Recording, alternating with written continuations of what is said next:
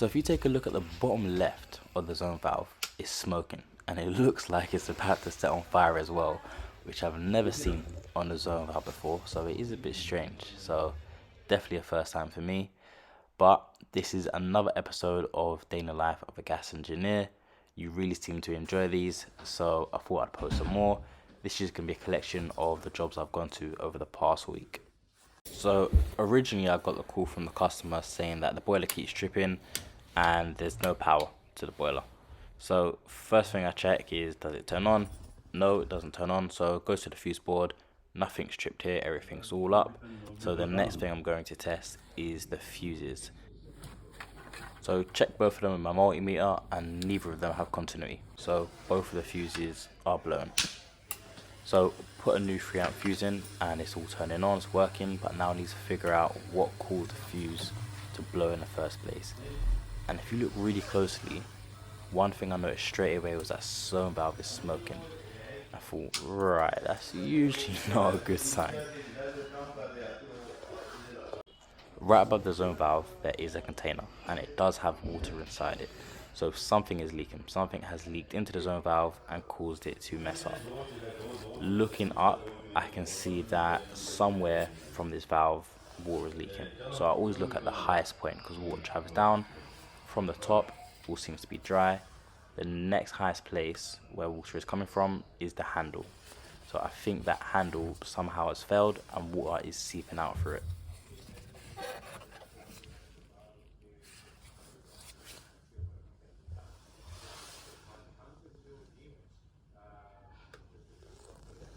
So take a look in the van to see if I've got any valves. Only thing I have that's closest to that is a 22mm full bore isolation valve.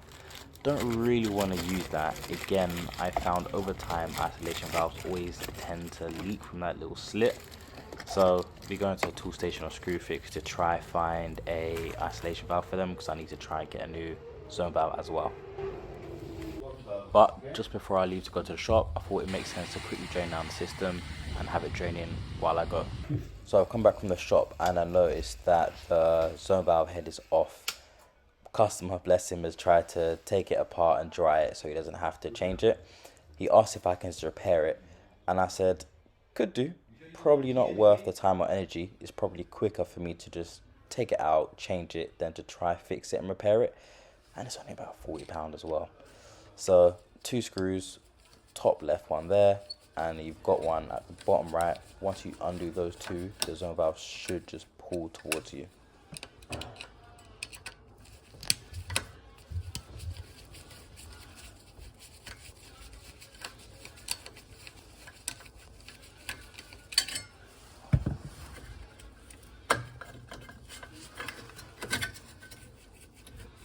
Now for some reason this zone valve did not want to come off easy. Literally it's only 2 screws that you need to undo, the 2 that I showed you, and it should just pull forward. This one has been a little bit more difficult, so I'm just trying to pry it off with a flathead.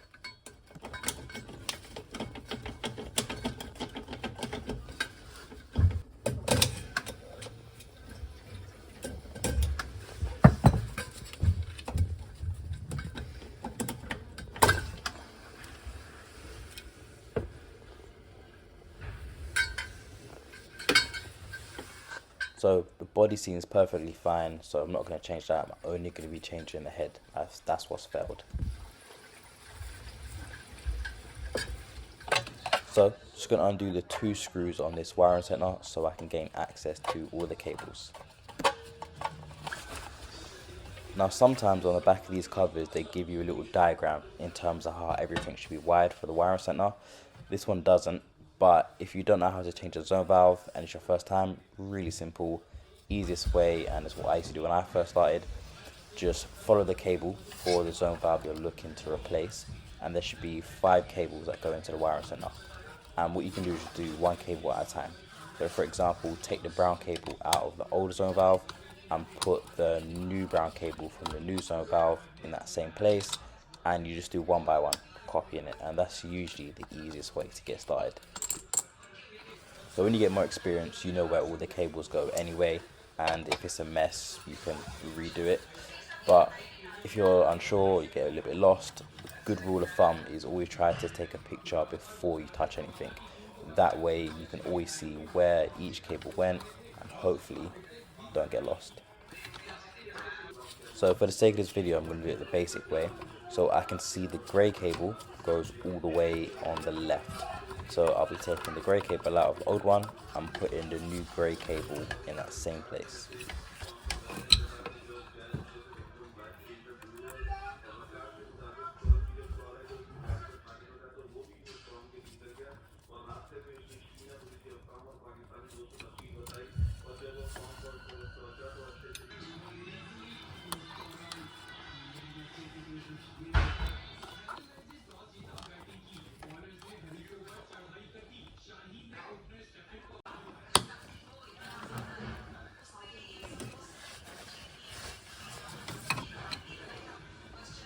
Give it a pull, make sure it's not going nowhere, and that is 1 out of 5 cables done.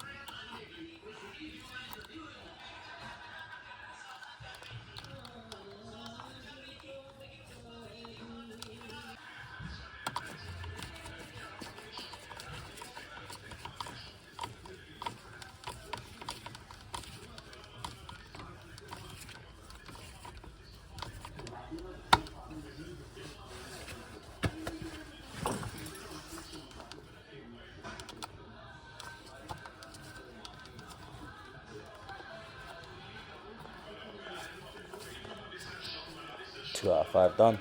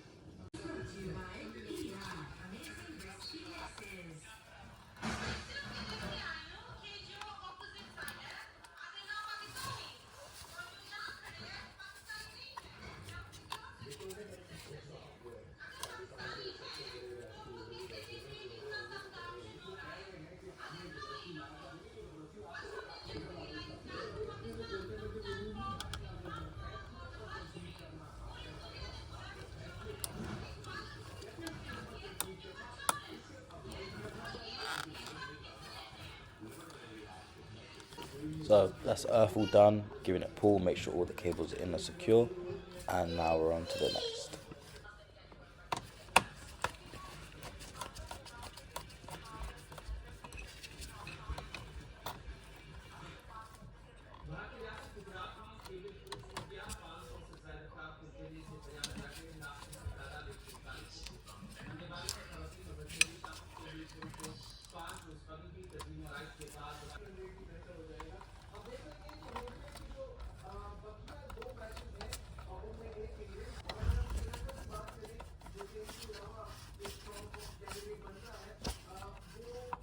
That's that one, give it a pull, not going nowhere. Now we're on to the final cable.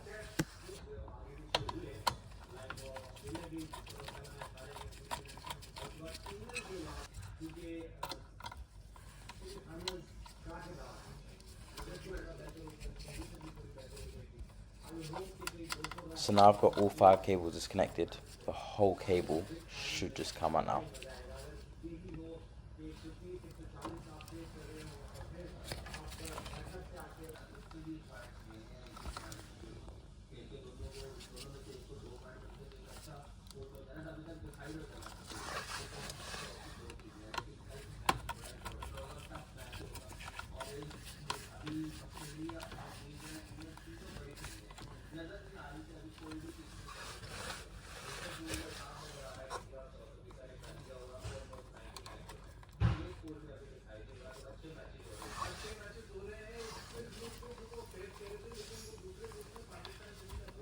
That's it for all the 5 cables. Just need to slot it in between these 2 main cables now and clamp it.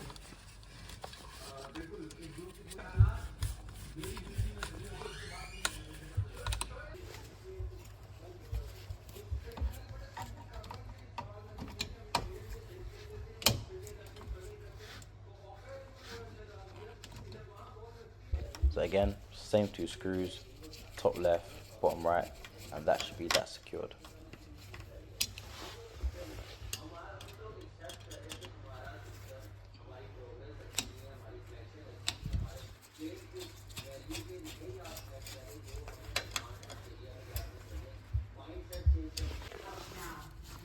Okay, so in terms of this valve, just gonna loosen the 2 nuts, bottom and top, pull the pipe down out of the valve, and then swap the new one on.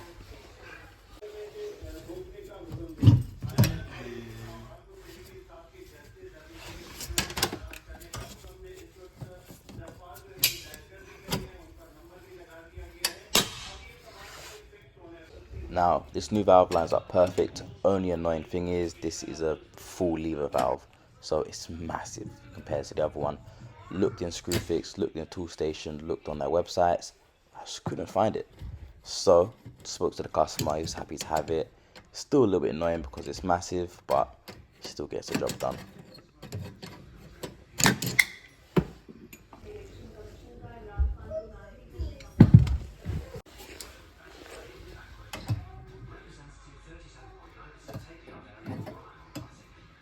So once I put the new valve on, I did try changing over just the handles.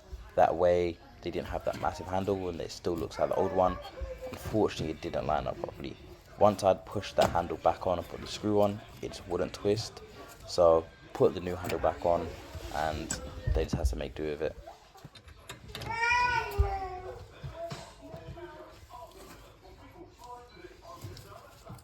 Okay, so new valve on, new zone valve on, topped up. I thought everything was all good. As I'm packing up, I see a drip out the corner of my eye and I think, no way, something is leaking. Check my valve, it's not leaking, but I definitely see something drip. And then I see it again, the boiler is leaking from the side now. I think where I was wiggling the flow pipe so much from the top and the bottom, trying to get that old valve out, I just dislodged that pipe at the top and it caused it to start weeping. So all I had to do is get a spanner, tighten it, and it was perfectly fine. But that's that job all done now. Turn it on, tested it on hot water, heating, all working fine. Just need to take that blue sticker off, do my safety check to make sure the boiler stays to be running, and I can move on to my next job. So this next job was supposed to be just a normal gas safety check, but on my tightness test I was getting about just over a 6 millibar drop. Now when I was walking over to the gas meter, I thought I noticed something a little bit strange, and you'll be able to see it now.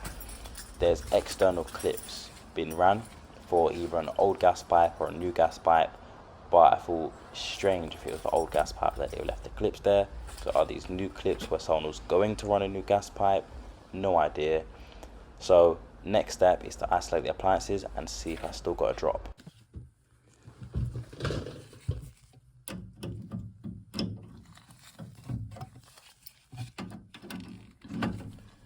That's the boiler isolated. Now I just need to do the hob.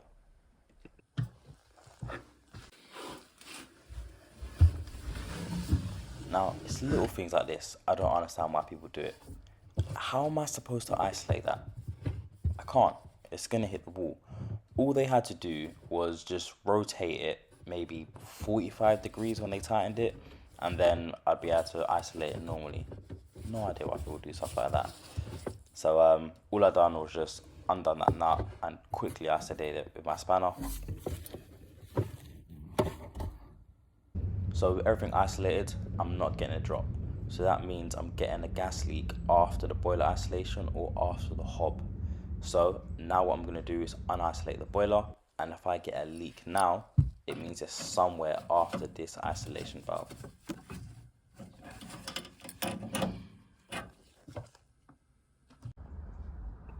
And if you look, it's slowly starting to go down. So there's a leak somewhere after the isolation valve on the boiler.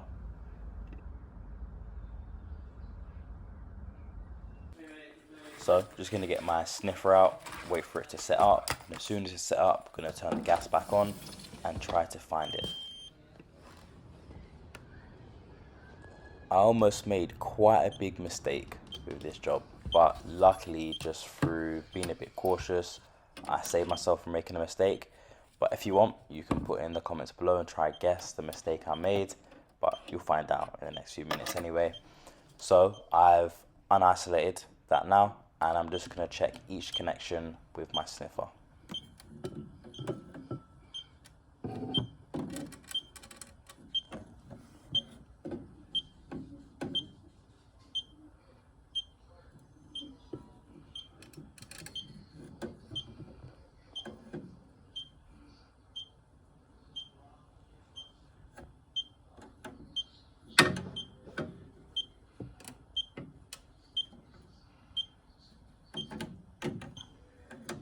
So as you can see, my sniffer is not picking up anything under the boiler. Now the only thing after this is the gas valve. So what could be happening is the gas valve is not shutting off properly when it's supposed to be. So when the gas valve is supposed to be shut on the boiler, it's still bypassing a little bit of gas, and that's just going into the heat exchanger. Now another thing that could have happened is one of the test points on the gas valve, maybe another engineer's left that a little bit open, but testing those test points, not getting anything come from them. So next thing I do is open up the gas valve and put my sniffer inside it to see if gas is bypassing.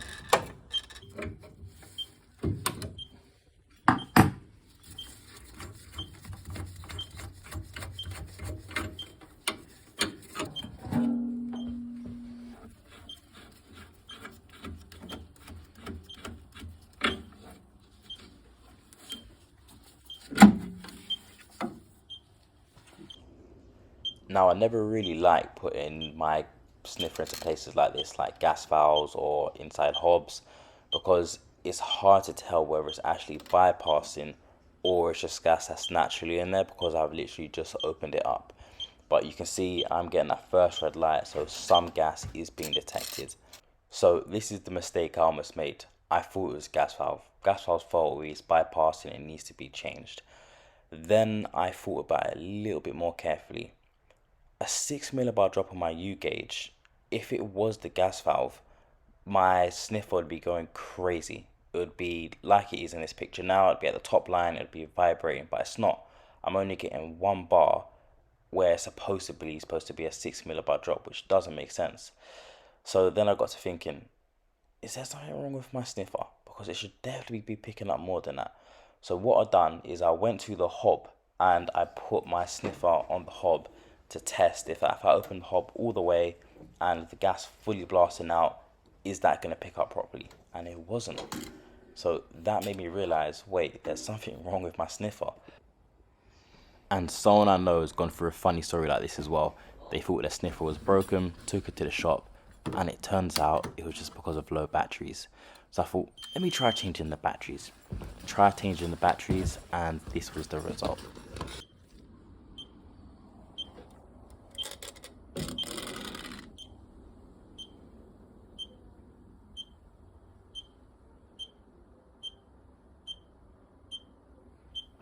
You can see straight away it's picking up more gas now. It's more sensitive, it's actually working. But that still doesn't equal a 6 millibar drop. Doesn't line up. So I thought, let me check the other connections again.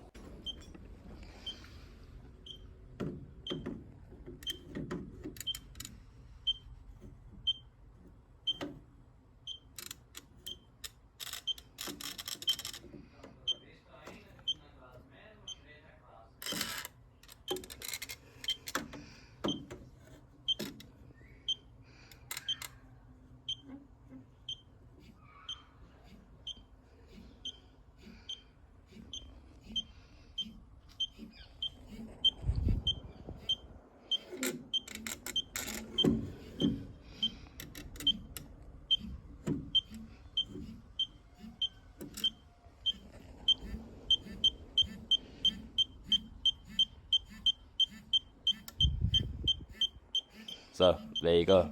That was the 6 millibar drop. It still should have been picking up more than that, but I think probably because I wasn't on the right point. But yeah, turns out it was just a nut. All it needed to be was tightened by literally a tiny bit of a turn, and it stopped leaking. So it just goes to show, when you think you sold something, just check a little bit more, because you could be wrong. In that case, I was wrong. Luckily, I didn't tell the customer to buy a new gas valve, because yeah, that would have been a waste of money.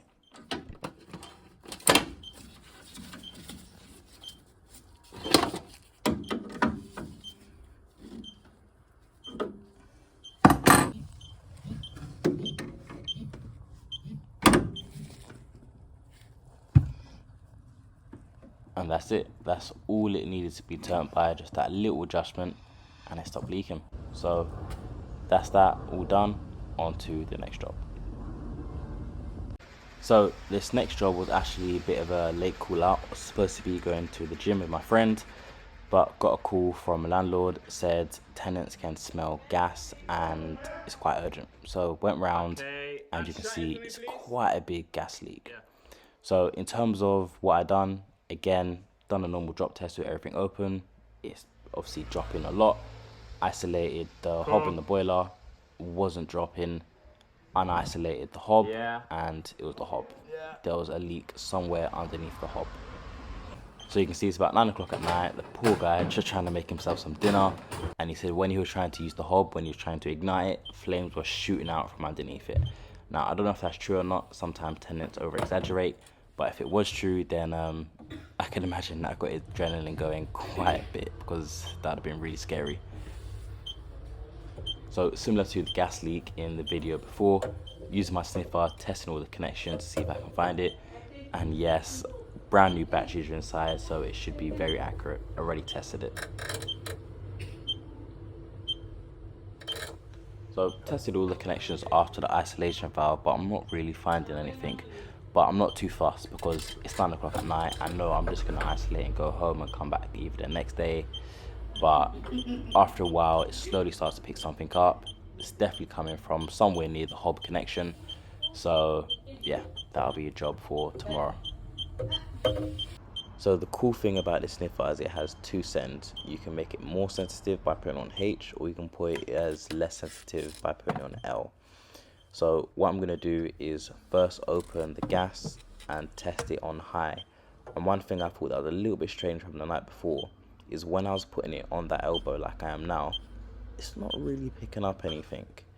But if I move it for a couple of seconds and then come back to it, then all of a sudden it's picking up more. So I think what's happening is it's not actually leaking from there, but gas is just building up in that area, so it looks like it's coming from there. So again, with this cool function on the sniffer, you can put it to low sensitivity, and then it makes it less sensitive, so you can find out where gas is coming from, even though the whole area is full of gas. So that's exactly what I'm about to do now. It's on low, not really picking up anything from there, one red bar. But if I move it somewhere else in the hob, not really picking up anything from there, as you can see. Move it around. Here I'm starting to get more, going up to 2, and at one point it did go up to 3 as well, as you can see. So I think the hob itself is leaking. But again, learning from our mistakes from the most previous job with the gas leak, not just jumping straight into a diagnosis, taking my time. So going through LDF on everything, making sure nothing's definitely leaking around this area. Check all the connections. I check that top part, even though it's a little bit tricky because it's up, and nothing's bubbling at all. So doing a few tests, pretty sure it's the hob that's leaking. So spoke to the landlord, let him know, and he's gonna order a new hob. In the meantime, this one's gonna be isolated. So for this next job, we got a leaking filter. So again, starting from the bottom and working my way up to see where the highest point is leaking from. So not leaking from the top there. Next place it's leaking from is there. So I'm gonna try tying it up and see if that solves it. Usually it does. So I usually keep handles in my van just in case the boiler doesn't have one. A lot of times customers throw them away. This one just about doesn't fit, unfortunately. So different brands are different sizes, so I'm gonna have to try use my grips. So adjusting the grips on the maximum width and just gonna try clamp it and twist it. Unfortunately, after putting all my strength into it, about cross-threading it, it was still leaking. So I thought, must be something wrong with the rubber washer inside. So we're gonna take it apart, inspect it, and see what I can do.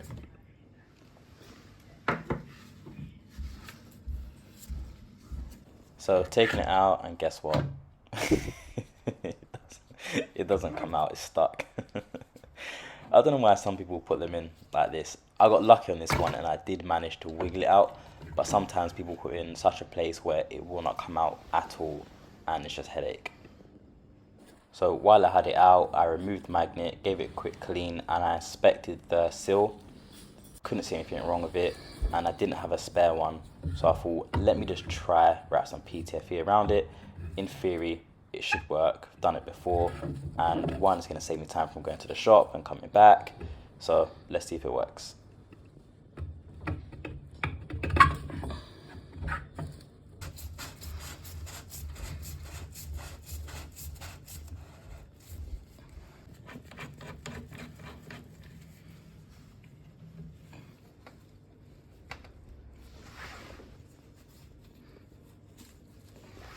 So just checking to see if there's any leaks. The system's still up to 1.5 now. So far, it seems fine. I still waited for about 15 to 20 minutes for the system to get hot to make sure it's definitely not leaking, and it was all good. So for this next job, we're working on an ideal logic, and we're going to be changing over the pump. So the reason we're changing over the pump is the pump keeps getting stuck and it's causing the boiler to overheat, so it's not working. So a little bit of backstory, this is what the customer told me anyway. She said she got the boiler service a couple of months ago and the pump was getting stuck then. That's the reason she got the boiler service. So she said she watched the guy, he serviced it and he taught her how to unseize the pump. Don't know why he'd teach her how to do it. She probably just watched him and sneakily has been doing it ever since. So yeah, she said every now and then she drains down the boiler and she sticks her screwdriver inside it and unseizes the pump herself. And I said, probably wouldn't recommend doing that. It's a good thing I'm here now, I'll get the pump changed over. But the reason the pump was seizing is something I've never seen before. And it would be really nice to see if anyone else has come across this. I don't know how it got inside there, but you will see the reason I had to change over this pump. But I'll stop rambling on now. So far, I've isolated the boiler, draining it down, and about to charge the expansion vessel, getting ready to do the repair. So the boiler's fully drained now, but if you take a look at the gauge, it's still saying there's pressure inside, so they're going to need a new gauge as well.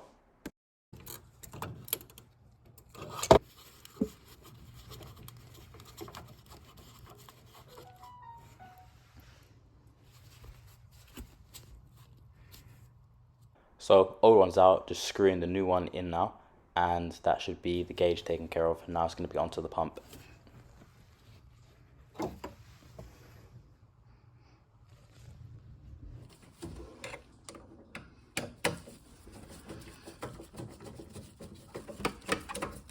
So usually on a pump, what I'll do is I'll just loosen the 4 screws, tilt the pump a little bit so water can come out.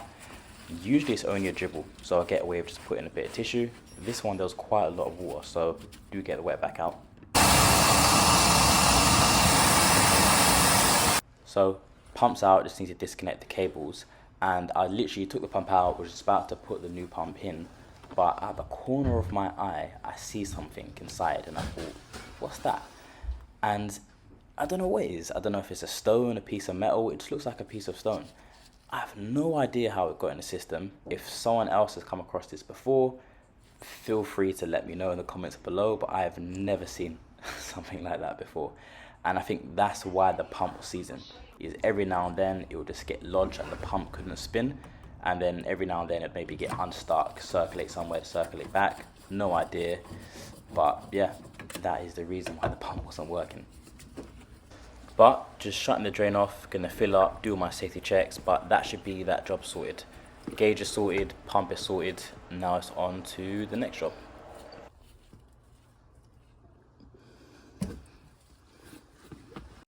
So it's the next day, landlord ordered a new gas hob and it's time to get this one changed over. So when I'm undoing these nuts, I'm hoping that the new gas hob lines up exactly the same. It's rare, but sometimes when you take out an old gas hob and you put in a new one, it lines up perfectly, so you don't have to change any gas pipes, and it's such a quick job. But we'll see if this one does.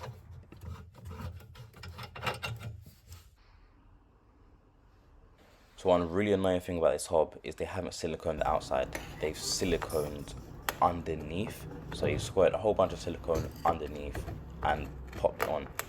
And this gas hob is glass, so you might not be able to hear it, but when I'm lifting it up, it sounds like it's cracking.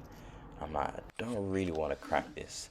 So I thought it might be best to try lever it up from the bottom. So that's what I'm doing.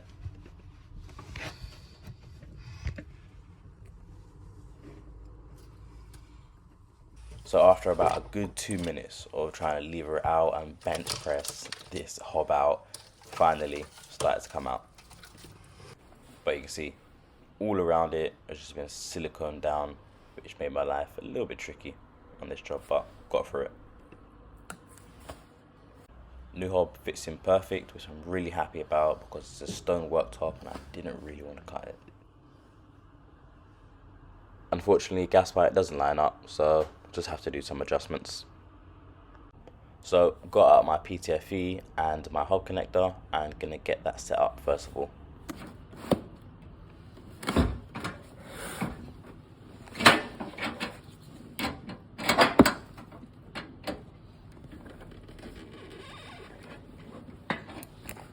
Hob connector's on, hob is back in the hole, but there's a small issue that I'm about to show you now.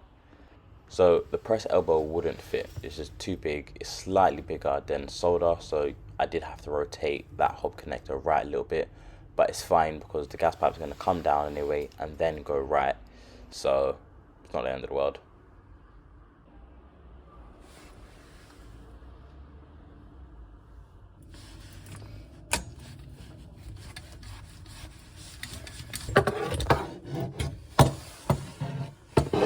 So just need to elbow left, elbow up, and I'll probably put my isolation valve somewhere on the bottom there.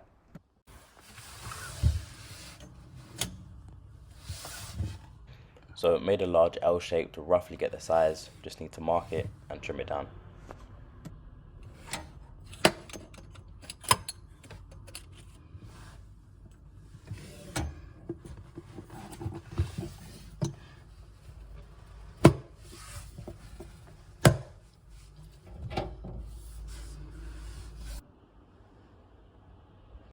So that top left fitting would have been a bit hard to press, would have been a bit tight, so just going to press that first, then put it in.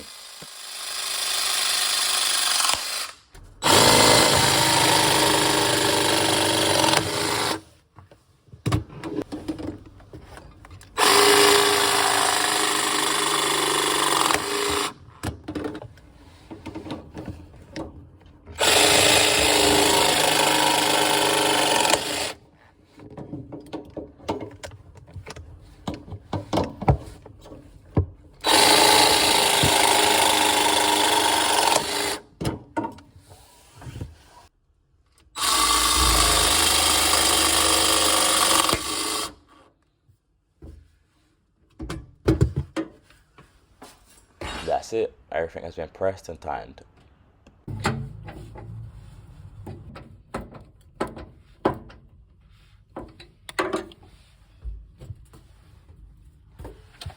Sorted the plug, it's all clamped down, and now I just need the silicone on the top.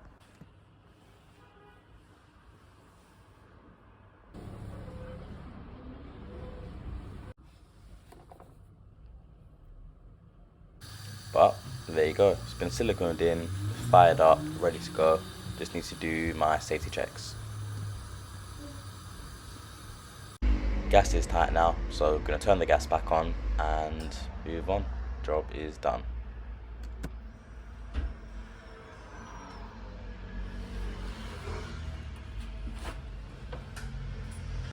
But that is it for this episode.